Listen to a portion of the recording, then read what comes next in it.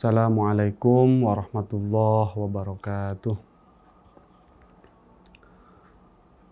Hamdan wa syukran lillah, wassalatu wassalamu ala rasulillah wa ala alihi wa sahbihi wa mawalah, amma ba'd.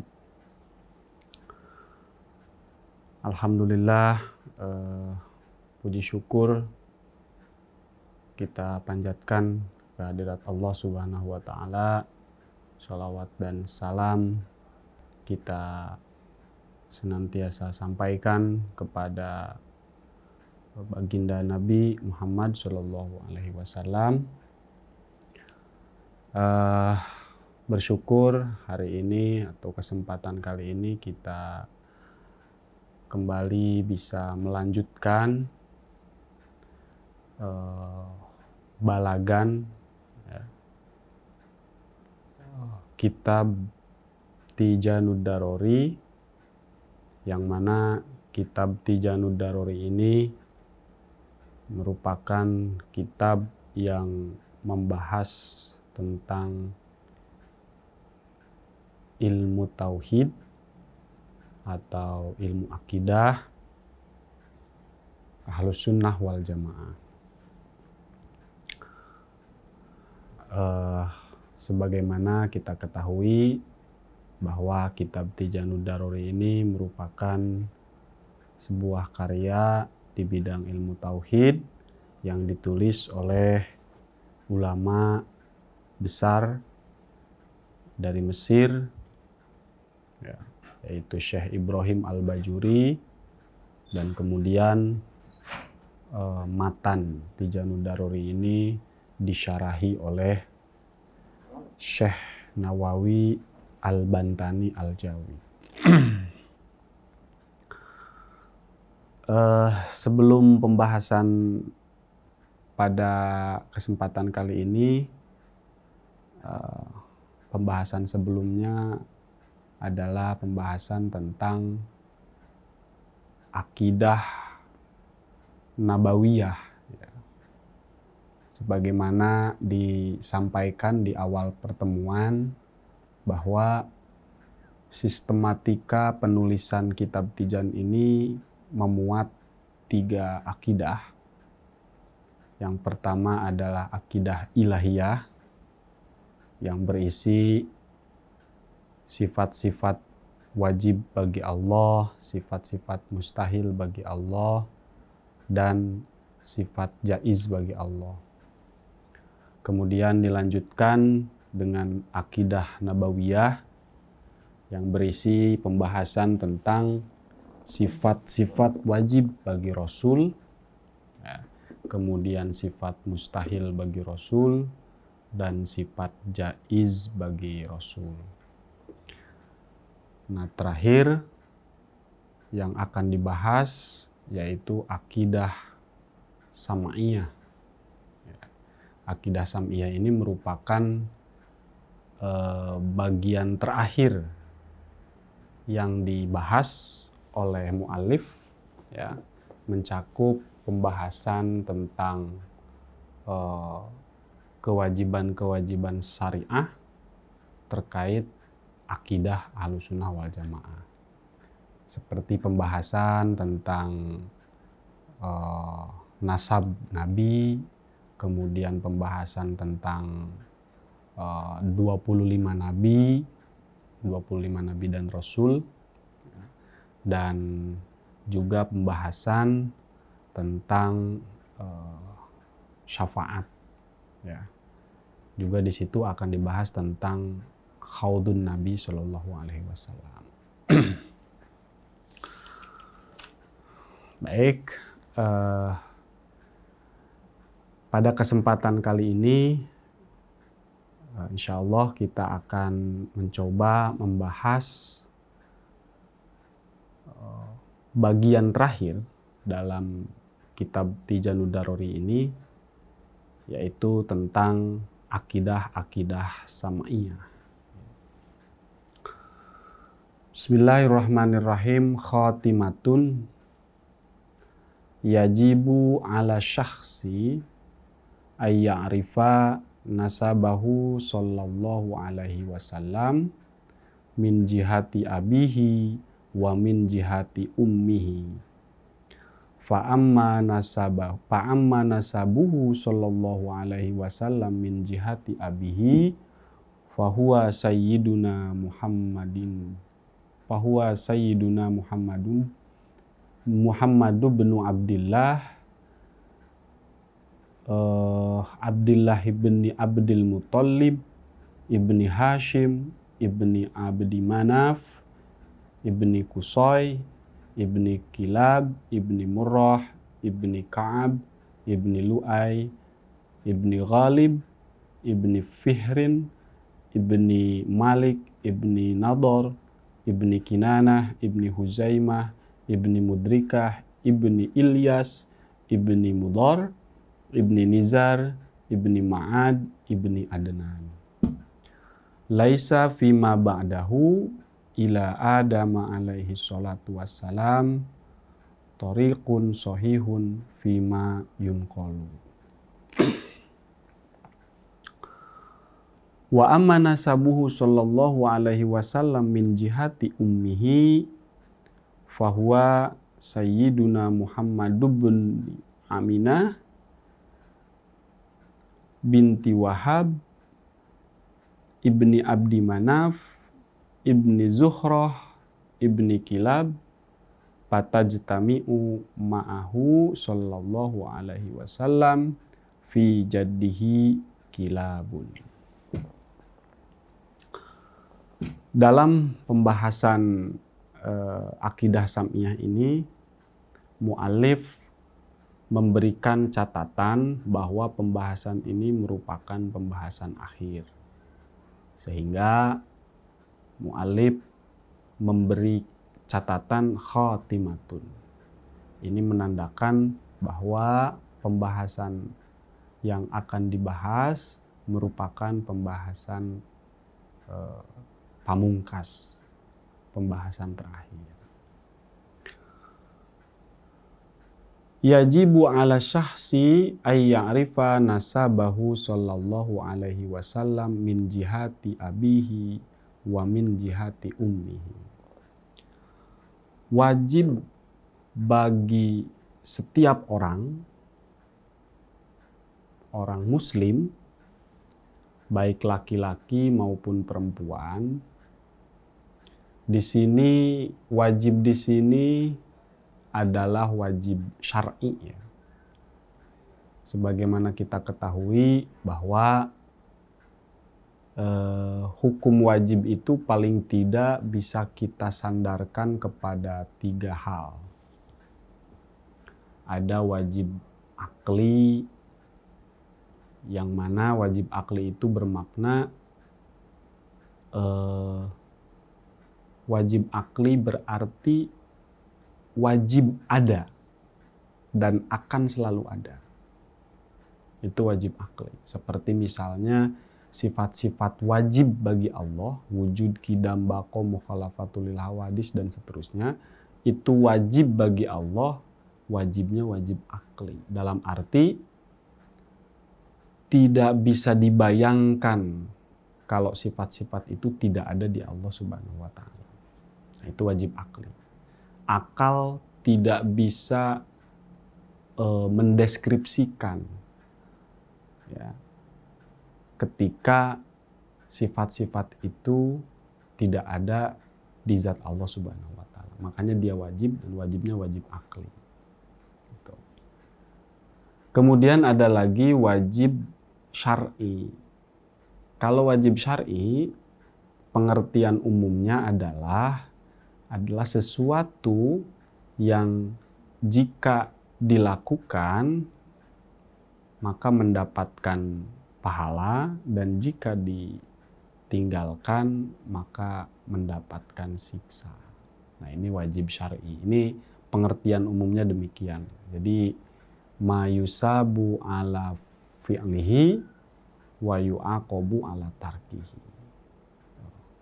Kemudian ada lagi hukum wajib itu bisa disandarkan kepada adat. Ya. Kalau adat berarti sebuah kewajiban yang disandarkan pada kesepakatan-kesepakatan sosial. Ya, itu adat yang akan menghukuminya. Wajib secara adat atau wajib secara budaya. Seperti misalnya hukum-hukum di negara kita, Indonesia, itu bisa kita kategorikan kepada wajib adah, ya, wajib adi, gitu. Nah, adapun dalam konteks ini, hukum wajib ini maksudnya adalah wajib syar'i, yang mana wajib bagi setiap orang yang muslim mengetahui nasab Rasulullah Shallallahu Alaihi Wasallam. Ya. Nasab itu berarti leluhurnya, ya, ke atas, bapak, kakek, dan seterusnya ke atas. Itu namanya nasab. Jadi nasab itu istilah kita mungkin leluhur, ya. Jadi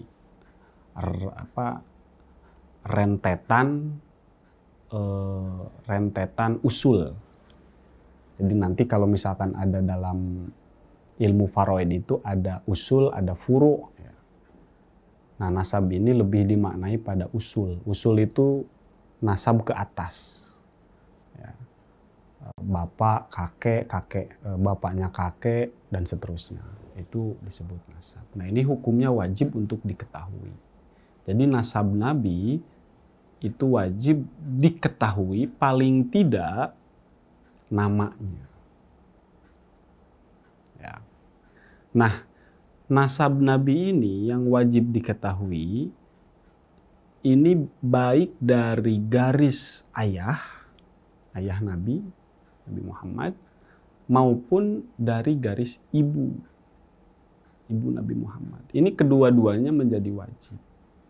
Artinya ketika seorang muslim, ya, tidak mengetahui nasab Nabi ini, itu berarti ada konsekuensi mendapatkan dosa menurut keyakinan akidah Ahlus Sunnah wal Jamaah.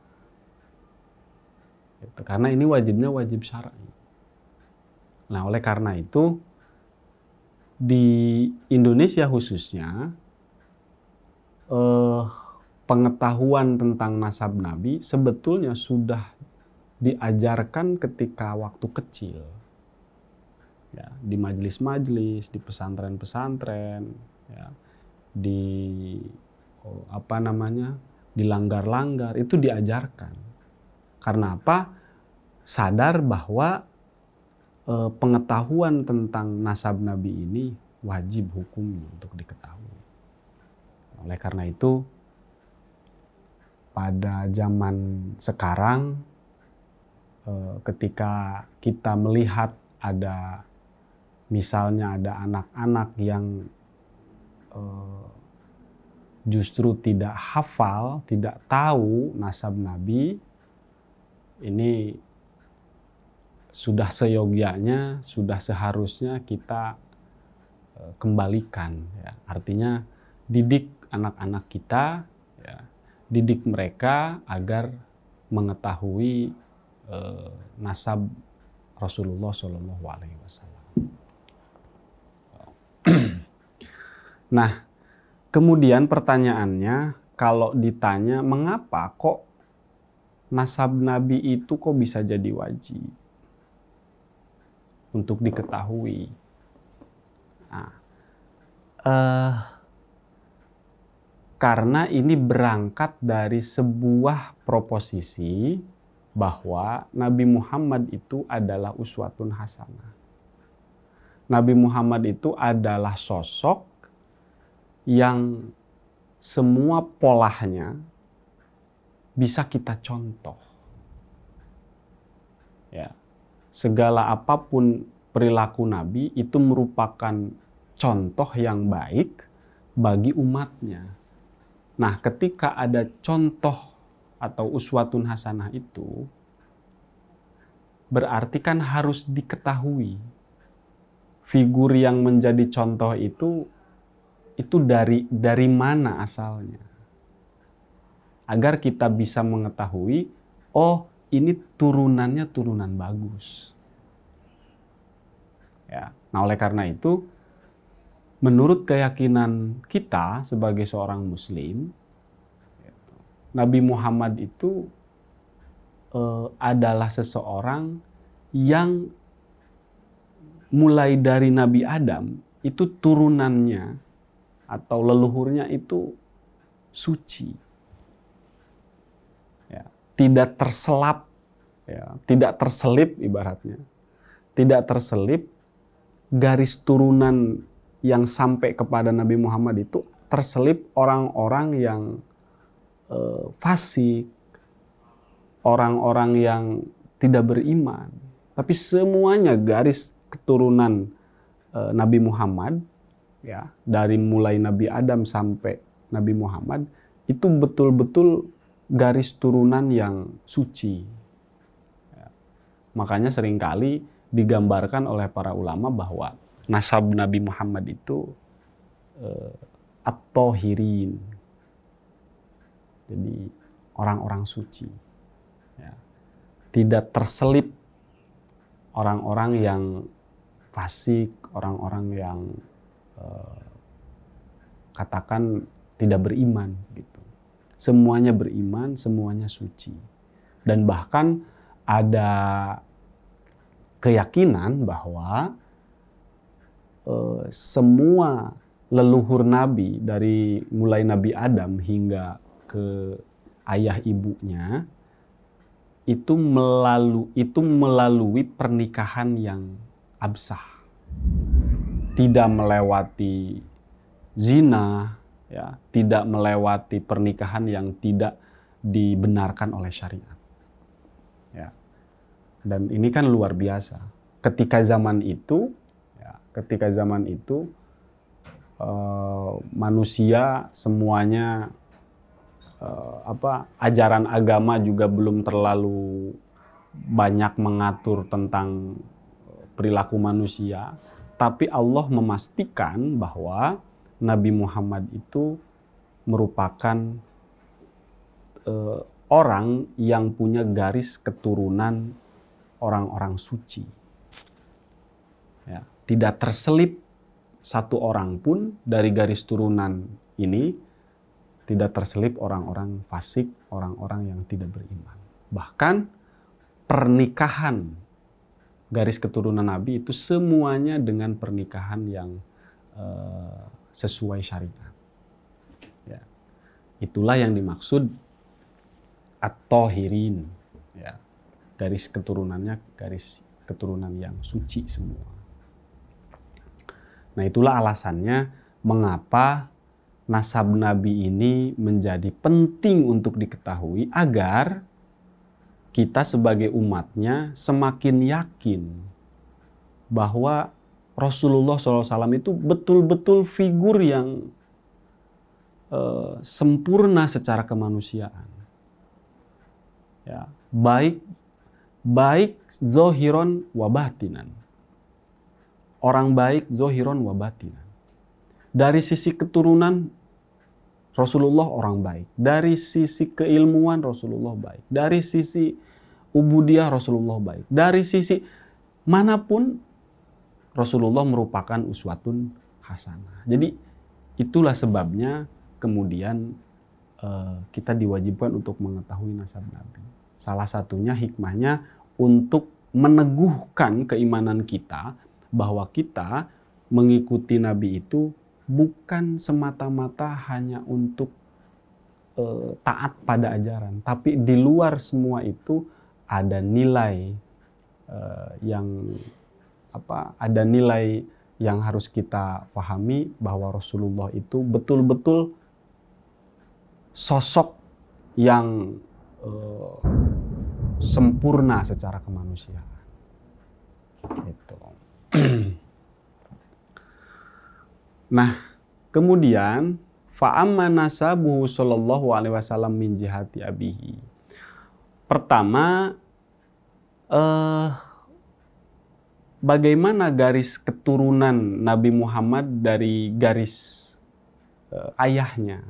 Nah, maka Nabi Muhammad merupakan putra dari seorang ayah bernama Abdullah. Ya. Nah, Abdullah ini merupakan ayah kandung Rasulullah SAW yang wafat ketika Nabi Muhammad masih dalam kandungan. Ya. Nabi Muhammad masih dalam kandungan, ayahnya sudah meninggalkan terlebih dahulu. Bisa kita bayangkan, Nabi Muhammad itu belum sempat dalam hidupnya melihat wajah ayahnya sendiri. Bisa kita bayangkan. Ya. Bisa kita bayangkan betapa rindunya Rasulullah dengan ayahnya sendiri. Rasulullah lahir sudah tidak punya ayah. Nah, kemudian Sayyid Abdullah atau bapaknya Nabi Muhammad ini punya ayah bernama Abdul Muthalib. Abdul Muthalib berarti kakek dari Nabi Muhammad. Kemudian Abdul Muthalib ini bernama asli Amir. Ada yang menyebut Abdul Muthalib itu nama aslinya Syaibatul Hamd. Syaibatul Hamdi.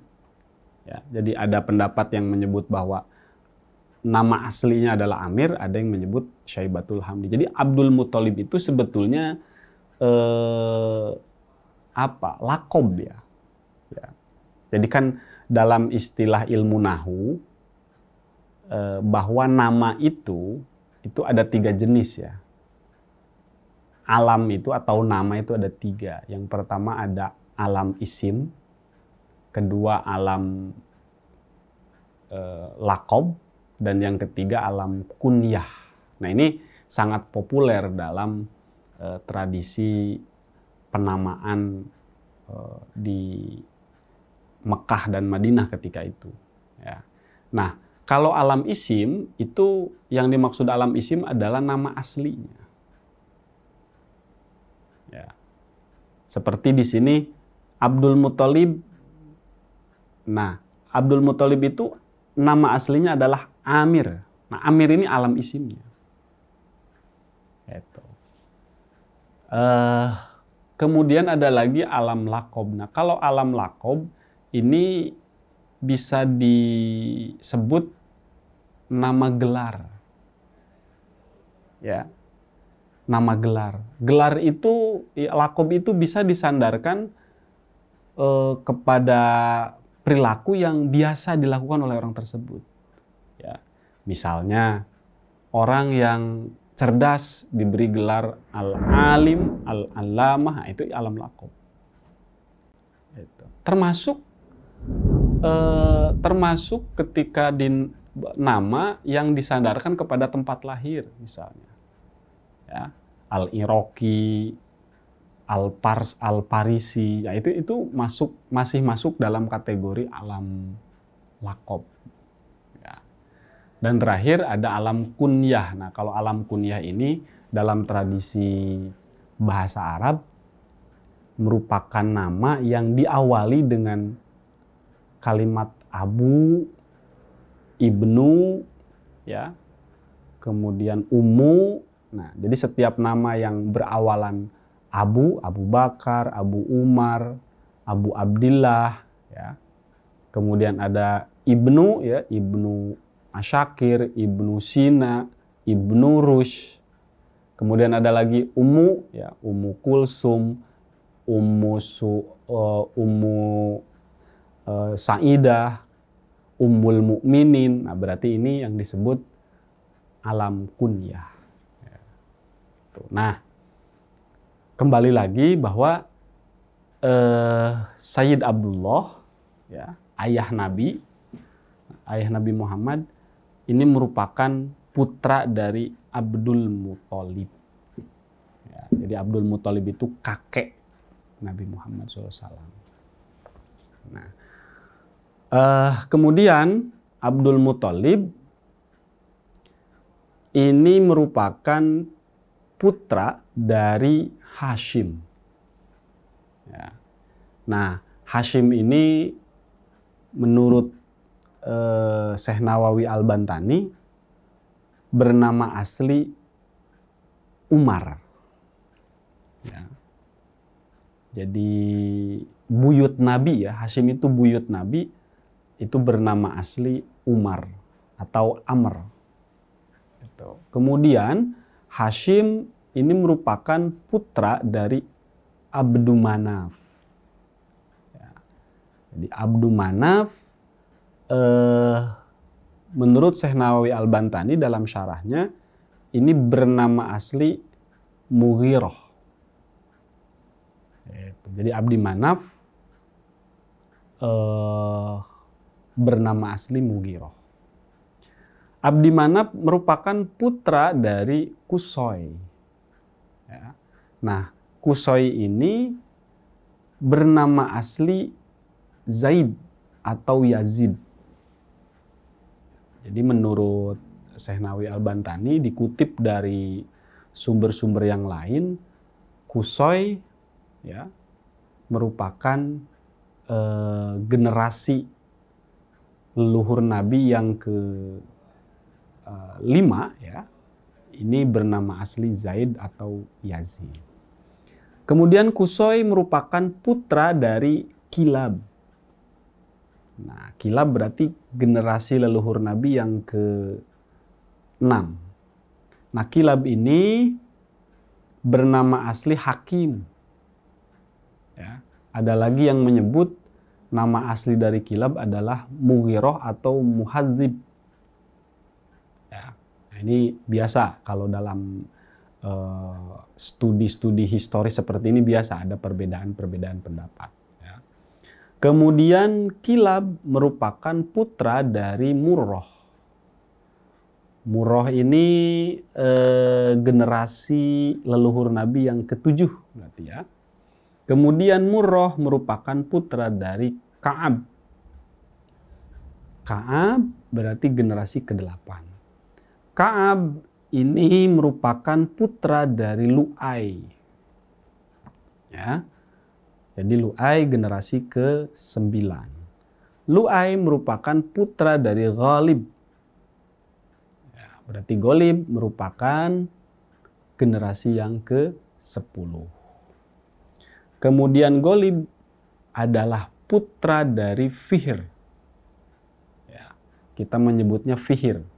Kalau di bahasa Arab Fihrin ya, atau Fihrun. Kita seringkali membacanya Fihr. Nah, Fihr ini adalah anak dari Malik. Nah, Malik ini punya nama lain, ya, punya alam kunyah bernama Abu Haris. Ya, Malik ini. Kemudian Malik merupakan putra dari Nador. Nah, menurut Syekh Nawawi Al-Bantani bahwa Nador ini bernama asli Qais. Ya. Kemudian Nador adalah putra dari Kinanah. Kinanah. Nah, ketika menjelaskan Kinanah, ya, Syekh Nawawi Al-Bantani memberikan catatan yang cukup penting bahwa Kinanah ini merupakan seorang syekh, ya, seorang tokoh yang dikenal punya kecerdasan dan banyak kemampuannya.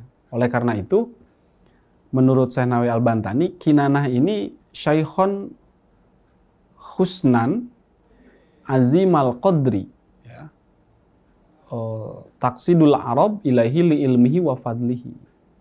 Jadi ketika Kinanah hidup, orang-orang Arab ketika itu banyak mencari Kinanah karena memang Kinanah ini dikenal sebagai seorang yang cerdik cendekia ya, seorang alim ya, dan banyak kemampuannya gitu. Kemudian Kinanah adalah putra dari Huzaimah. Huzaimah adalah putra dari Mudrikah.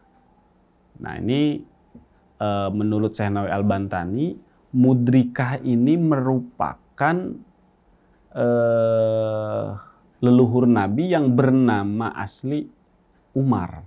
Ya, menurut pendapat Sahih, nama asli Mudrikah adalah Umar, dan diceritakan bahwa di Mudrikah inilah cahaya Nabi Muhammad terang benderang. Artinya ketika Mudrikah hidup, ya, disitulah Mudrikah menyaksikan adanya cahaya Rasulullah yang jelas. Ya. Jadi kode-kode bahwa akan lahir dari turunannya Mudrikah, akan lahir seorang Rasul yang agung, itu sudah terang benderang ketika di zaman Mudrikah. Ya. Nah, Mudrikah ini adalah putra Ilyas. Ya. Kemudian, Ilyas ini diceritakan, ya, diceritakan bahwa Ilyas ini bernama asli Husain, ya, atau punya nama lain Abu Amr. Nah, dalam diri Ilyas ini diceritakan bahwa Ilyas mendengar, ya, mendengar talbiyah Rasulullah SAW di dalam tulang rusuknya. Jadi Ilyas itu ketika berhaji, ya, ke Makkah, Ilyas ini mendengar dalam tulang rusuknya ada talbiyah dari Nabi Muhammad SAW. Ya Wallahu alam bagaimana prakteknya ya, tapi yang pasti tanda-tanda akan lahir seorang Rasul yang agung, seorang Rasul yang mulia itu sudah dimulai ketika Ilyas. Jadi Ilyas mendengar di tulang rusuknya itu mendengar talbiyah Nabi ketika berhaji. Ilyas ketika berhaji. Jadi labaik Allahumma labaik dan seterusnya. Itu mendengar suara itu. Ternyata suara itu bersumber dari tulang rusuknya sendiri. Itu talbiyatun Nabi. Kemudian Ilyas adalah putra Mudor, ya. Kemudian Mudor adalah putranya Nizar. Nah, Nizar ini bernama asli Hildan, dan Nizar ini adalah putranya Ma'ad. Kemudian Ma'ad merupakan putra dari Adnan. Nah, menurut riwayat yang bisa dipertanggungjawabkan, ya, bahwa Adnan ini hidup ketika masa Nabi Musa, menurut riwayat Sahih. Itu. Jadi Adnan ini berarti hidup di abad, kira-kira di abad 5 atau 6 sebelum Masehi lah, kira-kira begitu. Jadi semasa dengan Nabi Musa. Ya. Mungkin saja ada kemungkinan bahwa Adnan ini adalah pengikut setia Nabi Musa. Itu.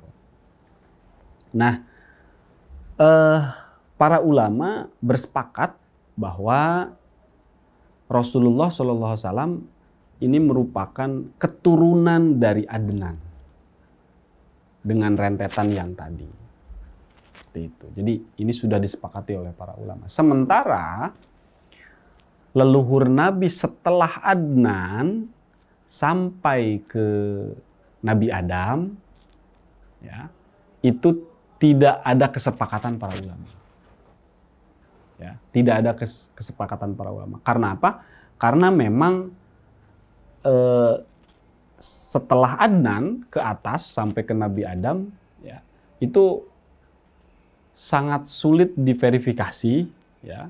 Bahkan yang muncul justru adalah banyaknya spekulasi-spekulasi, gitu. Dihubung-hubungkan bahwa Adnan putra ini, ya, dan seterusnya. Itu jadi banyak spekulasi akhirnya. Oleh karena itu, menurut kesepakatan para ulama Ahlussunnah wal Jamaah, yang pasti adalah Nabi Muhammad itu sampai Adnan. Adnan ke atas itu tidak ada riwayat yang sahih. Karena setelah Adnan banyak sekali spekulasi, banyak sekali pendapat. Bahkan ada pendapat-pendapat yang sangat jauh kemungkinannya beredar. Jadi banyak beredar pendapat-pendapat tentang leluhur Rasulullah SAW setelah Adnan ini justru semakin jauh, gitu. semakin sulit dimengerti, gitu ya. Nah, inilah garis leluhur Nabi dari garis ayah, ya. Kita bisa ulang lagi bahwa Nabi Muhammad bin Abdullah bin Abdul Muthalib bin Hashim bin Abdi Manaf bin Qusay bin Kilab bin Murrah bin Ka'ab bin Lu'ay bin Ghalib bin Fihr bin Malik bin Nador bin Kinanah bin Huzaimah bin Mudrikah bin Ilyas bin Mudor bin Nizar bin Ma'ad bin Adnan. Setelah Adnan itu tidak ada jalan, tidak ada riwayat yang sahih yang bisa dipertanggungjawabkan. Jadi sementara ini yang disepakati oleh para ulama hanya sampai Adnan. Tuh.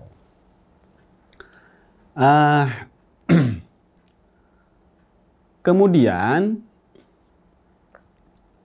bagaimana dengan garis keturunan Nabi Muhammad atau garis leluhur Nabi Muhammad dari garis ibu? Nah, menurut mu'allif, wa amma nasabuhu sallallahu alaihi wasallam min jihati ummihi fahuwa sayyiduna Muhammadu bin Aminah. Leluhur Nabi Muhammad dari garis ibu, Nabi Muhammad itu adalah putra dari Sayyidah Aminah. Jadi Aminah ini merupakan ibu kandung dari Nabi Muhammad SAW, ya, yang dinikahi oleh Sayyid Abdullah. Gitu. Nah, Nabi Muhammad putra Sayyidah Aminah. Aminah itu putri dari Wahab. Ya, putri dari Wahab. Wahab adalah putra Abdi Manaf. Ya. Hanya saja Abdi Manaf di garis ibu itu bukan Abdi Manaf yang ada di garis ayah. Ya, beda. Jadi bukan Abdi Manaf yang di garis ayah. Abdi Manaf yang ada di garis ibu dan Abdi Manaf yang ada di garis ayah Nabi itu orang yang berbeda, hanya sama nama saja. Gitu. Kemudian Abdi Manaf adalah putranya Zuhroh dan Zuhroh adalah putra dari Kilab. Jadi leluhur Nabi ini menyatu di Kilab. Ya. Leluhur Nabi itu menyatu di Kilab dari garis ayah dan ibu. Tuh. Jadi sama-sama dari Kilab. Tuh. Jadi kalau kita ilustrasikan, ya, dari Kilab ini, Kilab nanti punya anak Qusay dan Zuhroh. Ya, kita ilustrasikan seperti itu. Nanti Kilab ini punya dua anak, kita ilustrasikan seperti itu ya, biar mudah. Kilab punya dua anak, satu Qusay, dua Zuhroh. Qusay nanti punya anak bernama Abdul Muthalib. Abdu Manaf. Ya, Qusay nanti punya anak Abdu Manaf. Kemudian Zuhroh, ya, Zuhroh itu anak Kilab tadi, juga punya anak dinamai sama Abdu Manaf. Jadi Abdu Manaf di garis ibu dan Abdu Manaf di garis ayah itu satu tingkat. Ya, satu tingkat, sama-sama cucu dari Kilab, kira-kira begitu. Ya, kira-kira begitu. Nah, kemudian Abdu Manaf yang putra Qusay itu kemudian punya anak namanya Hashim, ya. Sementara Abdu Manaf yang di garis ibu itu kemudian punya anak bernama Wahab. Ya. Nanti Wahab punya anak namanya Aminah. Sementara Hashim yang merupakan putra Abdi Manaf dari garis ayah ini punya anak bernama Abdul Muthalib. Abdul Muthalib nanti punya anak Abdullah. Abdullah punya anak Nabi Muhammad SAW. Jadi intinya bahwa ayah dan ibu Rasulullah SAW, yaitu Sayyid Abdullah dan Sayyidah Aminah, ini merupakan satu keturunan yang berasal dari Kilab. Gitu.